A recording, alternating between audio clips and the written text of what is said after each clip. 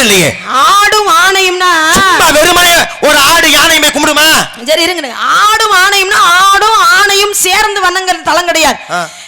யானை உடம்பும் ஆட்டு தலையும் போகணும் அப்படிங்கிற சாபம் யாருக்கு? வருணி என்று சொல்லக்கூடியவனுக்கு சாபம் கொடுத்த. எதுக்காக அந்த சாபம் அப்படின்னா, முனிவர்கள் எல்லாரையும் துன்புறுத்துறான், தவம் செய்ய விடாமல், யாகம் நடத்த விடாம தடை செய்கிறான். அதனால சாபம் கொடுத்தாங்க. என்ன சாபம்? எப்பா இருக்கிற எல்லா முனிவருடைய துன்பத்துக்கு காரணம் நீந்தான், அதனால உனக்கு சாபம் கொடுற. யானை உடம்போடு ஆட்டு தலையோடு இருக்க கடவுது அப்படிங்கிற சாபம். இந்த யானை உடம்புக்கு ஆட்டு தலையில இருக்கிற வாயால சாப்பிட்டு யானுடைய பசியை போக்க முடியுமா? போக்க முடியாது. அதனால என்ன பண்ணாரா, 9வது ஸ்தலமான திருவாடானைக்கு வந்து அங்க இருக்கக்கூடிய சிவபெருமானை வணங்கி தன்னுடைய சாபத்தை நிவர்த்தி பண்ணிட்டு போனா வருணி என்று சொல்லக்கூடியவர். அதனாலதான் ஆடும் ஆணையும் வணங்கிய ஸ்தலம், அதுவே திரு ஆடு ஆணை அப்படின்னு பேர் வருது. தனித்தனியே கிடையாது, ஒரே உடம்புல. யானை உடம்புக்கு ஆட்டு தலை, அவ்வளவு பெரிய உடம்பு ஆட்டு தலை வச்சு தின்னு இருப்ப முடியுமா? முடியாது. பசி கொடுமையான சாக கிடக்கும் பொழுது சூரியன் சொன்னா, நான் இங்கதான்ப்பா போய் வணங்கி ஒளி விட்டு வந்தேன், நீ போய் வணங்கு என்று சொன்னார். வந்தார் அஜகஜபுரம் அந்த ஸ்தலமாக இருந்ததை ஆடும் ஆணையமாக வணங்கிய பிறகுதான் திரு ஆடு ஆணை என்று முதல்ல அங்கே போய் வணங்கிய பிறகுதான் நேரம் இங்கே வர்றார். வர்றார் சுந்தரமூர்த்தி நாயனார். ஆடும் ஆணையும் சாபங்கள் அங்கே வணங்கினதுனால திருவாடானைன்னு பேரு. இன்னொரு இடத்துல யானையும் சிலந்தியும் வணங்கிய ஸ்தலம் ஒன்று இருக்குல்ல, அதே சிவனோட ஸ்தலம். ஏன் உனக்கு பதில் கேட்கணும் மண்டை வெடிச்சு போயிருதா? ஏங்க நீங்க தான் பேசிக்கிறீங்க, அப்புறம் பதிலுக்கு கேட்கிறேன். நான் நீ 10வது ஸ்தலம் சொன்னதுனால சரி 9வது தெரியுமா இல்ல இது இந்த இடத்த மட்டும் தெரியுமான்னு கேட்க பார்த்தேன். சரி, ஏன்னா சிலர் வந்து திருவாடானை 8வது ஸ்தலம் தப்பா நினைச்சிருக்காங்க. அது கிடையாது. 9வது ஸ்தலம். 9வது ஸ்தலம் முடிச்ச நேரம் அங்கிருந்து மதுரை போக வழியில தான் இங்க வர்றாரு. இதுதான் 10வது ஸ்தலம். 9வது ஸ்தலமாக திருவாடானை. இப்ப ஆடு ஆணையுமாக. இப்ப நீ என்ன கேட்டா, யானையும் சிலந்தியும் போய் வணங்குறது. ஒரு இந்த காலத்துல வேணா நம்ம சிலந்தின்னு குறிப்பிடுறோம், ஆனா அந்த காலத்துல அந்த உயிரினது பேர் கா கா அப்படிங்கறத பேர். இப்ப இரண்டுமே சிவகணங்களாக இருந்தது. சிவனின் சாபத்தினால பூலோகத்துல யானையாக பிறக்கப்படுகிறது, சிலந்தியாக பிறக்கப்படுகிறது. ஆனா அந்த காலத்துல அந்த ஸ்தலம் வந்து கோயில் இல்லாம வெறுமனே மரத்தடியில ஒரு லிங்கம் மட்டும்தான் இருந்ததா. இப்ப இந்த சிலந்தி ஏற்கனவே சிவ பக்தனாக இருந்தது தானே. அப்ப இந்த சிலந்தி என்ன பண்ணுது, சிவன் மீது எந்த ஒரு தூசி துப்பட்டு படக்கூடாதுன்னு சிவலிங்கத்தின் மீது வலை பின்னி வச்சிருது. அப்ப அந்த யானை என்ன பண்ணுது, தன் காவிரி நதியில போய் துதிக்கையில நீர் எடுத்து வந்து அந்த சிவலிங்கத்தின் மீது பீச்சி அடிச்சு சிவலிங்கம் சுத்தம் பண்ணுது. அப்படி பீச்சி அடிக்கும் பொழுது அந்த சிலந்தியுடைய வலையாகப்பட்டது போயிருமா இல்லையா? நம்ம இவ்வளவு கஷ்டப்பட்டு சிவனுக்காக வலை பண்ணி வைக்கிறோம், எவ்வளவு திமிருண்டா இந்த யானை நம்ம வலையை பிச்சு இருந்துச்சு, கோவப்பட்டு துதிக்கையை சென்று கடிக்க கீழே விழுந்து 2 செத்துருச்சு. அதனாலதான் அடுத்த பிறவியிலே அந்த சிலந்தியாக இருந்த அந்த சிவகணம் தான் ஒரு மன்னனாக பிறந்தான். அவன் தான் கோச்செங்க சோழன். அதனாலதான் அவன் கட்டிய 96 ஆலயத்திலுமே முற்பிறப்பின் பையனால இந்த யானையினால தானே நமக்கு இவ்வளவு துன்பம் வந்துச்சு, இந்த யானை கோயில்களே வரக்கூடாதா அப்படின்னு தான் அமைத்த 96 கோயிலுமே யானை உள்ள வராத அளவுக்கு மாடம் அமைத்து கட்டினான். அப்ப அவன் கட்டிய முதல் ஆலயம் இந்த சம்பவம் எங்கே நடந்துச்சோ அங்கேதான் திரு ஆனைக்கா. ஆனைனா யானை தானே, கான்னா சிலந்தி தானே. அப்ப யானையும் காண்ட சிலந்தியும் இணைந்து வணங்கினால்தான் திரு ஆனைக்கா என்று சொல்லக்கூடிய ஸ்தலத்தில் வரக்கூடிய ஜம்புகேஸ்வரர் என்று சொல்லக்கூடிய ஆலயம். அங்கேதான் ஆனையும் சிலந்தி செய்து வணங்கிச்சு. ஏத்துக்கிறியா? இப்ப பாண்டி நாட்டு ஸ்தலத்தை பத்தி பேசுறீங்க. பாண்டி நாட்டுல மொத்தம் 4 ஸ்தலம் இருக்கு. அது 14 ஸ்தலம். 14 ஸ்தலத்துல பாண்டி நாட்டு இப்ப நம்ம நிக்கிறது என்ன மாவட்டம்? இது என்ன மாவட்டம்? என்ன மாவட்டம்? சிவகங்கை மாவட்டம். அப்ப பாண்டிய நாடு தான். என்ன மாவட்டம்னே தெரியாம நீ வந்துட்டியா? அதனால கேட்டு தெரிஞ்சுக்கிறலாம் ஒண்ணு இல்ல. நம்ம பாட்டுக்கு எதையாவது ஒண்ணு சொல்லிட கூடாது இல்ல. மத்த ஊர்கார பிள்ளை கரூர்கார பிள்ளை தான் நீ இருக்கிறதே கல்லல்ல. கல்லல்ல இருந்துட்டு காலையறவளி என்ன மாவட்டம்னு தெரியல. சரி, பாண்டிய நாடு. பாண்டிய நாட்டுக்குள்ள தான் இது தெரியாமல்ல எகத்தாலம். இதெல்லாம் ஒரு கேள்வி ஆயாண்ட அளவுக்கு எகத்தாலம். இல்ல இதுக்காக கேக்குறீங்கன்னு தெரியும். சிவகங்கை மாவட்டத்துல மொத்தம் 4 ஸ்தலம் இருக்கு. அதாவது தேவார பாடப்பட ஸ்தலத்துல அதுல இந்த உட்கார்ந்துக்காரு ஆளுநர் வாசிக்கிறாரு முத்துராஜமாவா ஆளுநர் வாசிக்கிறாருல, இவர் ஊரா ஒரு தேவாரம் பாடப்பட்ட இந்த 4 சிவகங்கை மாவட்டத்தில் உள்ள 4 ஸ்தலத்துல இவர் ஊரான ஊரும் ஒரு ஸ்தலம் தான். ஆமா, என்ன இருக்கிறது பிரான்மலை. பிரான்மலையும் திரும்ப திரும்ப உனக்கு அதான் சொல்றேன். நீ விவரம் பேசுறதெல்லாம் சந்தோஷம் தான். எனக்கு விவரம் தெரிஞ்ச ஆட்டது விவரம் பேசுவேன், இல்லன்னா மாப்பிள்ளை முருகன் தான் போயிட்டே இருந்திருப்பேன். நீ விவரம் பேசுற சர்த்த எப்படி பேசணும்? அப்ப நீங்க இருக்கிறது பிரான்மலையில தானே இருக்கீங்க. பிறந்தது செல்லியம்பட்டி, இருக்கிறது பிரான்மலை தானே. பிரான்மலைன்னு எந்த இடத்துல தேவார பாடப்பட்ட ஸ்தலத்துல பிரான்மலைன்னு பேர் இருக்கா? இல்ல. பிரான்மலைக்கு ஏன் பிரான்மலை பேர் இருந்துச்சு? திருஞான சம்பந்தரால் தேவாரம் பாடப்பட்ட பொழுது அப்படி இல்ல, சும்மா நடிக்காத. தேவாரம் ஆனதுக்கு அப்புறமா பிரான்மலை இல்ல, அவர் அந்த வழியா போகும்பொழுது சிவனை பார்த்து கும்புறது சாதாரண மலை இல்ல, இது எம்பிரான் மலை அப்படின்னு சொன்ன காரணத்தினால அது மருவி பிரான்மலையும் வந்துருச்சு. அப்ப திருஞான சம்பந்தர் சொல்லும் பொழுது அது பிரான்மலை. சுந்தரரால தேவாரம் பாடப்பட்ட பொழுது அதுக்கு பேரு வேற. ஆமா, சரியா? ஆமா. என்ன பேரு? திருக்கொடுங்குன்றம் அப்படிங்கிறது பேரு ஆரம்ப காலகட்டத்துல. அதுக்கு பேர் மருவி முதல்ல வாயில சொன்ன குறைஞ்சு போயிருவியா? திருக்கொடுங்குன்றம் அப்படின்றத இந்த சிவகங்கை மாவட்டத்துல ஆக சிறந்த ஆலயத்துல அது ஒரு சிறந்த ஆலயம் தான். அந்த கோவில் எப்படி அதுக்கு என்ன சிறப்பு தெரியுமா? என்ன சிறப்பு? 3 நிலையில இருப்பார் இறைவனாகப்பட்டவர். கேள்வி யாரு கேட்டேன்? இந்த மாதிரி தானே. பிறகு தூக்குறிய 3 நிலையில. நான் கோயிலை பத்தி எல்லாம் தெரியுமா? இந்த வர்றேன், அடுத்து உங்கள்ட்ட வர்றேன், நீ பதில் சொல்லு. 3 நிலையில இருப்பாரு சிவபெருமான். இங்க ஏன்னா பாதாளம், பூலோகம், கைலாயம் என்று சொல்லக்கூடிய 3 நிலையில அமைச்சிருப்பாங்க அந்த கோவிலுடைய அமைப்பு.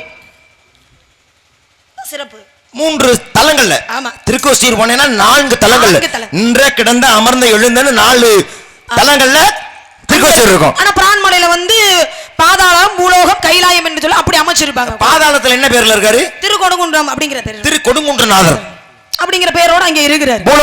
பூலோகத்துல விஸ்வநாதராக காட்சி அளிக்கிறார். விஸ்வநாதராக.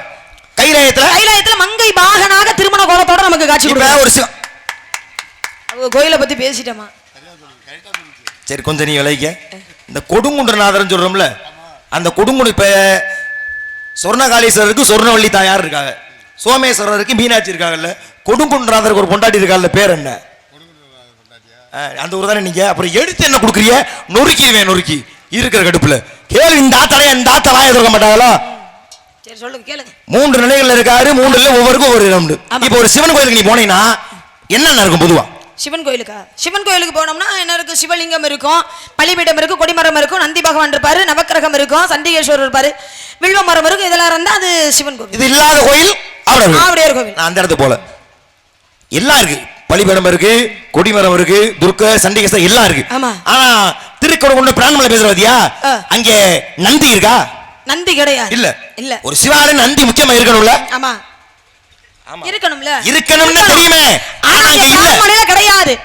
எல்லா சிவன் கோயிலுமே பிரதோஷம்னு நடக்கும். பிரதோஷம்ங்கிறது நந்தி மகானுக்கு தானே நடக்கும்.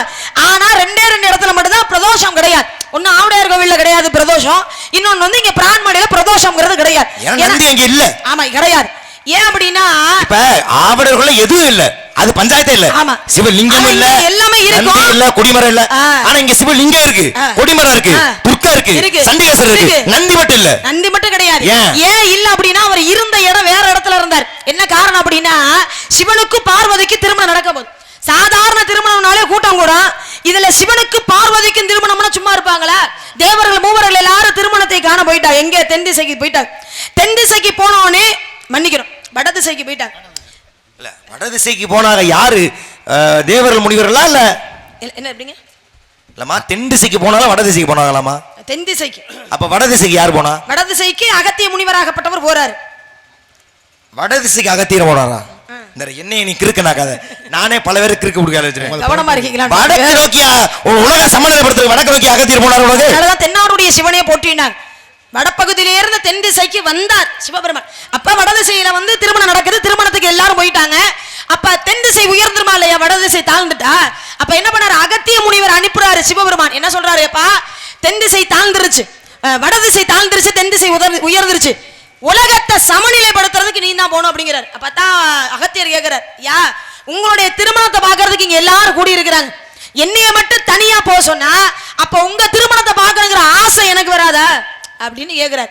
நீ எங்க போகும் பொழுது என்னை நினைக்கிறையோ, திருமண கோலத்தோட பார்க்கணும்னு நினைக்கிறையோ, அந்த இடத்துல திருமண கோலத்தோட நான் காட்சி தரேன் அப்படின்னாரு. மொத்தம் 5 இடத்துல காட்சி கொடுத்திருக்கிறார் இல்லையா? அதுல ஒரு இடம் தான் பிரான்மலை. அந்த இடத்துல அகத்திய பெருமான் நினைக்கும் பொழுது அப்ப திருமண கோலத்தோட வந்து காட்சி கொடுத்தார். அப்ப நந்தி பகவான் எங்க இருந்தாரு? திருமணம் நடந்தது ஒரு இடத்துல, காட்சி கொடுத்ததுதான் பிரான்மலை கொடுங்குன்றத்துல. அப்ப வெறுமனே காட்சி கொடுக்கும்போது அங்க நந்தி கிடையாது. வடதிசையில உண்மையான கல்யாணத்துல இருந்தாரு, இங்க இருந்தாரு. அப்ப இங்க வந்து காட்சி கொடுக்க சிவனும் பார்வதி மட்டும் அந்த காரணத்தினாலதான் பிரான்மலையில நந்தி கிடையாது. இதுதான் அடிப்படை. இந்த அடிப்படை தெரிஞ்சா மட்டும்தான் வள்ளியில் வந்து நீங்க நல்ல பேச்சு. பெண்கள் எத்தனை பருவங்கள்? 7. என்னென்ன? பேதை பதமி மங்க படத்தை அறிவி தெரிவி பேரலம் படிச்ச கூட 7 வரும். வீணைக்கு வாணி, சொல்லுக்கு அகத்தியன், வில்லுக்கு பாட்டுக்கு நாரதர், அழகண்ட சொல்லுக்கு முருகன். அந்த முருகன் உனக்கு பார்த்த மாப்பிள்ளை யாரு? எனக்கு மாப்பிள்ளைய சிறப்பு சொல்றீங்க. கண்டதாரமா உனக்கு தங்கமா வள்ளி தங்கமே அவனுக்கு ஏன் அவர் வாசிக்க பிடிக்கலையா? இருங்க, எதுக்கு இப்ப அந்த மனுஷன் உசுரை கொடுத்து வாசிட்டு இருக்காப்ல. இருங்க, நான் கூட சரி ஏதோ நீங்க கேள்வி கேக்குறீங்க பதில சொல்லிட்டு அப்புறம் கேட்போம்னா நீங்க பாட்டுக்கு படக்குன்னு பாட்டா பாடினா என்ன அர்த்தம்? நான் உன்னை நீ நானும் சந்திச்சிருக்கமே, அடிப்படை கரு என்ன? என்னது நம்ம சந்திப்பு? எதுக்கு முதல்ல கரு சந்திப்புனா எனக்கு சந்திச்சு வள்ளிக்கு வந்து திருமணம் பண்ணி வைக்க. ஏமா முருகன் நம்ம கட்டிக்கமா? அதுதான் என் வேலையே. விவரம் பேசுறது கூடுதல் தான், புரியுதா? இப்ப என் வேலையை நான் பாத்துக்கிட்டு இருக்கேன், வேலையை எடுத்துக்கிட்டு இருக்கா. இருங்க, உங்க வேலையை நான் பார்க்க வேணும்னு சொல்லவே நிப்பாட்டியே, தப்பு இல்லையா? பாட்ட நிப்பாட்டினா காரணம் இருக்கு. என்ன? நீங்க தான் சுதி மாறிடுச்சா? இருங்க, நீங்க தானே ஆரம்பத்துல இருந்தே இவர் என்ன சொன்னாரு? கேள்வி கேட்டு பதில் சொல்லிட்டு திருப்பி நீ 1000 கேள்வி வேணாலும் கேளுமா பதில் சொல்றேன்னு சொன்னீங்களா இல்லையா? நீ வாயை பொத்திட்டு இருந்தியா அவ்வளவு நேரம்? வாயை பொத்திட்டு இருந்த. நான் திருவாரனை ஆடு ஆணைக்கு பிடிச்சு உடனே யானை சிலந்து எங்க பிடிச்சு நீ வாயை பொத்தி சும்மா இருந்தியா? அப்ப நீங்க கேட்டப்ப நானும் பதில் சொன்னேன், நான் கேட்டப்ப நீங்க பதில் சொன்னீங்க. உங்க கேள்வி தப்புன்னு நான் சொல்லவே இல்லையா? உன் பதில் தப்புன்னு சொல்லவே இல்லையா? நீங்க இப்ப கேள்வி கேட்டீங்க, நான் பதில் சொன்னேன்ல. இப்ப திருப்பி நான் தானே கேட்கணும். நான் பாட்டு பண்ணாம கேட்டா கொண்டு வரியா? பாட்டு பண்ண என்ன அர்த்தம்? இயலிசை நாடகமா? இயலிசை நாடகம் சேர்ந்து தான் இருக்கணும். அப்படி கிடையாது. இப்ப யாரும் பாட சொல்லலையே. யாரு சொல்லணும்? யாராவது ஒருத்தராது எப்ப என்னப்பா பேசிக்கிட்டே இருக்கீங்க, ஒரு பாட்டு பாடுங்க பான்னு சொன்னா சரி பாடலாம். யாரும் சொல்லல, எல்லாரும் கவனமா கதையை கேட்டுக்கிட்டு இருக்காங்க. இப்ப எல்லாரும் சொன்னாதான் பாடுவீங்களா? நீ வந்தனே 10 பாட்டு குயில் மாதிரி கூவுனீங்க. பெரிய போஸ் ஆசா போஸ்ல அப்படியே குயில் மாதிரி வினைய பட்டு கூவு. குயில் மாதிரி கூவி எனக்கு யார் சொல்லியா பண்ணுவோம்? உன் சௌரி தானே நீ மண்ண. அப்படி என் சௌரி தானே பாடுவேன். உன் வேலைய பாரு. நீ வாசிங்க. டாடாடாமா உனக்கு ஏத்த கனவமா சேர்ந்து வள்ளியால ரவுடியாயா? டேய் இங்க வாமா. உங்களுக்கு என்ன வேலை? உங்களுக்கு என்ன வேலை? நீங்க எப்படி தாள போட ஆரம்பிச்சீங்க? இந்த பாருங்க, கேட்கணும்ல. இப்ப இவ்வளவு நேரம் அவர் கேட்டார், பதில சொல்லிக்கிட்டே வந்தமா. எனக்கு எதிரி யாரும் இல்ல. இந்த 2 துண்டு போட்டு அப்புந்தேன். நேரம் ஆயிருச்சு, 4 மணி ஆகுது. மாப்பிள்ளை பேர் சொல்லலாம் பார்த்தா கேளுங்களாம்ல. இங்க பாரு, அப்படி கேட்டு அப்படியே என்ன நல்லா கூட வச்சிருக்கேன்றதுக்காக பாட்டு பாடல. கதை நடத்துறதுக்காக. சரியா? நேரம் ஆயிருச்சா? மணி எத்தனைப்பு? 4 தானே ஆகுது. 4 தான் ஆகுதா? அதான் முருகன் 3 மணிக்கு விடணும். ஏற்கனவே 1 மணி நேரம் தாமதம். 7 மணி தான் முடிக்கணுமா? பள்ளிக்கூடத்துக்கு போறதா இல்லையா? நான் கோயிலுக்கு வேற போகணும், வெள்ளனே நாடகம் முடிச்சிட்டு. என்னவா மச்சான் இது? ஏன் மாட்டேன்னு பாட்ட? இப்ப பிரான்மலையில கேட்டீங்கல்ல, நந்தி பகவான் ஏமா இங்க இல்லன்னு நீங்க கேட்டீங்கல்ல. அதே நந்தி பகவான் ஒரு சிவபெருமானுடைய ஆலயத்துல கொஞ்சம் தலை சாச்சு இருப்பார் தெரியுமா? உடம்பே ஒரு பகுதியில சாஞ்சிருக்கும். ஏன் சாஞ்சிருக்கு? எந்த கோவில்ல சாய்ந்து? அது நந்தி பகவான். அப்படி கேட்டா பதில் சொல்றேன். நந்தனார்னு ஒருத்தர் இருந்தார். நந்தனார் வந்து அவருக்கு பேர் திருநாளை போவார்னு பேரு. திருநாளை போவார். திருப்பங்கூர்ன்ற ஸ்தலத்துக்கு போறாரு. போகும் பொழுது நந்தி வழி மறித்திருந்தது. அந்த வழி மறித்த நந்தியை பார்த்து சிவன் வேண்டார். சிவன், அப்பா உன்னை பார்க்க வர்றேன். சனிய நந்தி மாதிரி குறுக்க நிக்குது. இது அந்த நந்தனார் கேட்கிறார், குறுக்க நிக்குது, விலக சொல்லும் பொழுது சிவன் விலக சொன்னாரு. அதனால நந்தி விலகியது. அதனால உருவான ஸ்தலம் தான் திருப்பங்கூர்ன்ற ஸ்தலம். வேற என்ன? என்னமா? என்னது? திருப்பங்கூர். அது என்ன இப்படி கையை நீட்டி இந்த நந்தி அப்படின்னு என்னமோ சொன்ன மாதிரி தெரிஞ்சது. நந்தி தானமா குறுக்க நிட்டுச்சு. இவ்வளவு நேரம் நான் பேசினேன், ஏதாவது உங்க பக்கம் கையை நீட்டி பேசினா. ஆனா ஒரு கதையை இவ்வளவு சுருக்கமா சொல்ல முடியும்னா அது உங்களால மட்டும்தான் முடியும். சுருக்கமா சொன்னேன், அது உண்மை இல்ல. எனக்கு அதுவும் ஒரு காரணமா இருக்குல்ல. அது ஒரு காரணம் தான். இல்ல இல்ல, நான் அவ்வளவு சீக்கிரம் நான் ஒத்துக்க மாட்டேன். ஒரு கதையை சுருக்கமா சொல்லி இருக்கீங்க. நந்தி பகவான் சாஞ்சிருக்காருன்னு எல்லாரும் சொல்ற விஷயம் அதுதான். நந்தி பகவான் நந்தனாருக்காக கொஞ்சம் சாச்சி குடிச்சுப்பா சிவனை பார்க்கணுங்கிறதுக்காக அப்படின்னு. நான் கேட்டது அந்த கதையை கேட்கல. நீ விஷம்ல எப்படி ஒத்துக்குருவ? ஒத்துக்கிட்டாதே அப்படியே குறைஞ்சு போயிருவேல. இதுவே பதிலா இருந்தாலும் கூட இந்த பதில நான் ஏத்துக்க மாட்டேன். பெரிய புராணத்துல வரக்கூடிய நந்தனாரால் உருவானது அது வேற. ஆனா இதே பாண்டிய நாட்டிலேயே சிவனுக்கு நேரம் நந்தி இருப்பது உலக இயல்பு. ஆனால் சிவனை விட்டு சற்று விலகினார் நந்தி. அதுக்கும் இப்ப பேசுறது கூட சம்மதம் இருக்கு. இப்ப 14 ஸ்தலம் சொன்ன பத்தியா? இதுல 10வது ஸ்தலம் கலர் கோயில், 9வது ஸ்தலம் திருவாடனை. அப்ப 9, 10, 11 அதுதான் இப்ப நீங்க சொல்ல போறது. வேற ஒண்ணு இல்ல. நேரம் இங்க எங்க போறாரு? திருவாடனை நேரம் மதுரை போகணும்ல. போகும் பொழுது நேரா திருவாடனை அடுத்து அங்கே வணங்கி பிறகு காலர் கோயில். அதன் பிறகு எங்க போறாருன்னா இன்னைக்கு நம்ம சொல்லமே திருப்புவனம்னு. அந்த திருப்புவனம் சொல்லக்கூடிய புஷ்பவனேஸ்வரர் என்று சொல்லக்கூடிய ஸ்தலம். அந்த ஸ்தலம் உருவா காரணமே ரொம்ப வித்தியாசமானது. ஏன்னா அந்த ஸ்தலத்தின் இறைவன் யார் கண்ணுக்கு புலப்படாம இருக்காரு. அப்ப அவருடைய சிறப்பு வெளியில உலக மக்கள் தெரியல. அந்த வழியாக தர்மயுத்தன் என்று சொல்லக்கூடிய ஒரு மண்ணே காசியில இருந்து ராமேஸ்வரத்துக்கு தான் அப்பாவோட அஸ்தியை கிடைக்கிறதுக்காக போயிட்டு இருக்கான். போகும்போது திருப்போணம்ன்ற ஸ்தலத்துல அந்த அஸ்தியை வச்சுட்டு உறங்குறேன். அவன் கூட வந்த மந்திரி யதார்த்தமா அஸ்தி கலத்தை திறந்து பார்த்தா அதுக்குள்ளே புஷ்பம்ன்ற பூ இருந்ததான். அஸ்தியை கொண்டு போயிட்டு இருக்கான், இப்ப பார்த்தா பூ இருக்கே, என்ன அதிசயமா இருக்கே அப்படின்னு மன்னன் சொன்னா மண்ணை கழுத்தை விட்டுருவான், நீ தான் கீழே கொட்டிட்டேன்னு நினைச்சு அப்படின்னு அமைதியா இருக்கான். திரும்ப நேரம் இங்கே வர ராமேஸ்வரத்துல கரைக்கிறதுக்காக அந்த அஸ்தியை திறக்கின்ற பொழுது அதுக்குள்ள அஸ்தி இருந்துச்சான். என்னடா அங்கே அஸ்தி இருந்துச்சு, நடுவுல திருப்புவனத்துல பார்த்தா அஸ்தி இல்ல, வெறும் பூ மட்டும் தான் இருந்துச்சு. திரும்ப ராமேஸ்வரம் தான் இங்கே அஸ்தி இருக்கு. அப்ப என்ன அர்த்தம், ராமேஸ்வரத்துல இந்த அஸ்தியை கரைப்பது எவ்வளவு புண்ணியமோ அதை விட 16 மடங்கு புண்ணியம் அந்த திருப்போணத்தோட கூடிய வைகை நதியில் கரைப்பது என்பதை தெரிந்து கொண்டு அந்த மந்திரி ஏப்பா இங்கே கரைக்காதப்பா, நேரம் நம்ம எங்கே பூவை பார்த்தோமோ அங்கே போய் கரைப்போம் என்று சொல்லி வந்து கரைத்தார். அதுதான் பூவனமாக இருந்தது. திருப்பூவனம் திருப்பூவனம் வருவி இன்னைக்கு திருப்புவனமா இருக்கு. அந்த இடத்துக்கு சுந்தரர் வர்றார். ஏன்னா அந்த வழியா தானே போறார். சுந்தரர் வரும் பொழுது ஆத்து மணல்ல கால் வச்சா அங்கே லிங்கம். கால் வைக்கிற இடம்லாம் கண்ணி விடியா அப்படி மாதிரி கால் வைக்கிற இடம் ஃபுல்லா சிவலிங்கம். சோதிக்கிறார் என்ன பண்றாரு பாக்குறதுக்கு. அப்ப அந்த ஆத்து மணல்ல கால் வைக்காம ஆத்துக்கு இந்த பக்கம் கோயில், இவர் மறுவர் இருந்துகிட்டு சிவனை வேண்டி மனமுருகி தேவாரம் பாடுறார். தேவாரம் ஆடுனா யாரை பார்க்கணும், சிவனை தானே பார்க்கணும். ஆனா சிவனுக்கு என்ன குறுக்க நிக்குது, இந்த நந்தி. இது தொலைஞ்சிச்சுன்னா எல்லாம் சரியா போயிடும். அங்கேமா கதையில நந்திமா குறுக்க நின்றுச்சு. அப்ப இந்த நந்தி விலக மாட்டேன்னுங்கிறது என்று சொல்லி மனமுருகி இறைவனை வேண்டி பாடுகின்றார். இறைவன் ஆணைக்கிணங்க நந்தி சற்று தலை குனிந்து சற்று விலகி அவருக்கு காட்சி கொடுத்ததாம். அப்ப மதுரை செல்ல வேண்டும் என்று காத்திருந்த சுந்தரமூர்த்தி நாயனாருக்கு அந்த சிவனை தரிசிப்பதற்காக நந்தியை விலக சொன்னதால்தான் திருப்போணம் புஷ்பவனேஸ்வரர் ஆலயத்துல இன்னமும் நந்தி சற்று விலகி இருக்கு. காலையிலுக்கு பிறகு அடுத்த பாண்டி நாடு செல்லந்த திருப்போணம் ஏத்துக்கிறியா? இப்ப சொன்னீங்க பாத்தீங்களா, இத நான் சந்திச்ச தொண்டை தண்ணியா நம்ம பேசுறது பாண்டிய நாட்டுக்குள்ள இருக்கிற ஸ்தலங்களை பத்தி தான் பேசுறோம். என்ன அங்க நந்தனாருக்கு காட்சி கொடுத்தது அது வேற மாவட்டம் இல்லையா, அது வேற. கொஞ்சம் ஈடு போடுவாயின்னு பார்த்தேன், சுதாரிச்சுக்கிட்டேன். சரி விடு, பாத்த மாப்பிள்ள முருகப்பெருமான் இப்ப பாடுங்க பாட்ட. நீ பகுமான இதா என் பாட்டை நீ பாட்டுவ. அப்ப அனுமதி கொடுத்ததுக்கு அப்புறம் நான் பாட்டு பாடி ஊர்ல எனக்கு 10,000 அன்பளிப்பு தர இருக்கு. ஆமா, என்னையோட 300 அன்பளிப்பு கூட வாங்கிட்டீங்க. எனக்கு 700 தான், உங்களுக்கு 1000 வந்திருக்கு. எவ்வளவு வன்மா, ஏதோ ஆடி கொடுத்த அம்மா சகமா என்னைக்காச்சும் உனக்கு அது ஒருக்கல.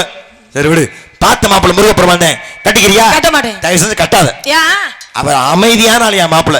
உன்னை எல்லாம் கொண்டு வச்சோன்னு வச்சுக்கவே உன் இம்சை இது தாங்காம அந்த திருச்சி ஓடிடுறான். அள்ளு பகலும் என்ற அவசகை நீ விடுத்து, அள்ளு பகலும் என்ற அவசகை நீ விடுத்து அவனையோ இருபசை மடுத்து சொல்லும் எமத்த கேளமா பொய்யன தவவேடம் புரிந்து வந்தவரே, பொய்யன தவவேடம் புரிந்து வந்தவரே, பூமிக்கு ஒன்று புகழும் நான் கைவரச செய்யாது போ. எங்களை ஊக்குவிக்கும் விதமாக எங்களது காரைக்குடி சீனாட சங்கத்தின் ஆகச் சிறந்த மிருதங்க வித்துமான் எனது ஆசானமாகிய அருமையண்ணன் பிரகாசன் அவர்களை வருக வருகவன வரவேற்று உனக்காக நான் சொல்லி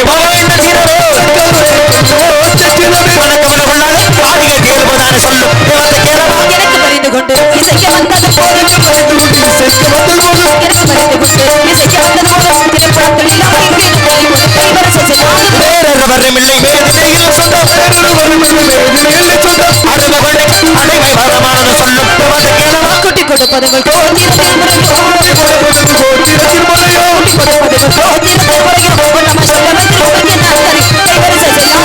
அருகில மனச்சிறுவி இன்று மாலை சூரியனோர் அஸ்தமனத்துக்குள்ளாக உனக்கும் என் மாப்பிள்ளை மிருக பெருமானுக்கும் திருமணம் செய்விக்காவிட்டால் என்னுடைய நாரதம் அல்ல, இது பிரம்ம முடிச்சமல்ல, இதுவே என் சத்தியம் சத்தியம் சத்தியம். உன்னை முருகனுக்கு திருமணம் செய்யாமல் உன்னை இன்று மட்டுமல்ல என்று விடவே மாட்டேன். நாராயணா. எவ்வளவு கோபமா போறாரு சார். கோபக்கார சாமியார் போற பயங்கர கோபக்காரர். அப்பா எனக்கு கல்யாணம்ப்பா. ஏமா என்னப்பா? யார் மாப்பிள்ளை? மாப்பிள்ளை யாரு? இவ்வளவு நேரம் இங்க நின்னு சொல்லிட்டு இருந்தாருல்ல இவரா? அவர் இல்லப்பா, அவர் முருகன் மாப்பிள்ளை சொல்லிக்கிட்டு இருந்தாருல்ல. ஆமா, அந்த முருகன் தான்ப்பா எனக்கு மாப்பிள்ளை. அவர்தான் கல்யாணம் பண்ண போறேன். அவர்தான் முருகனை பிடிக்கலன்னு சொல்லிட்டியே, அப்புறம் என்ன முருகன் மாப்பிள்ளை? அது காதல்ல பிடிக்கல அப்படினாலே பிடிச்சிருக்குன்னு அர்த்தம். அப்ப பிடிச்சிருக்குன்னா பிடிக்கலன்னு அர்த்தம். பிடிச்சிருக்குன்னா ரொம்ப பிடிச்சிருக்குன்னு அர்த்தம். ரொம்ப ரொம்ப பிடிச்சிருக்கு. அதனால விடியறதுக்குள்ள கல்யாணம். எல்லாரும் கல்யாணத்துக்கு வந்திருக்கப்பா, நானும் போய் கல்யாணத்துக்கு ஏற்பாடு பண்ணணும் இல்லையா? வரட்டுமா?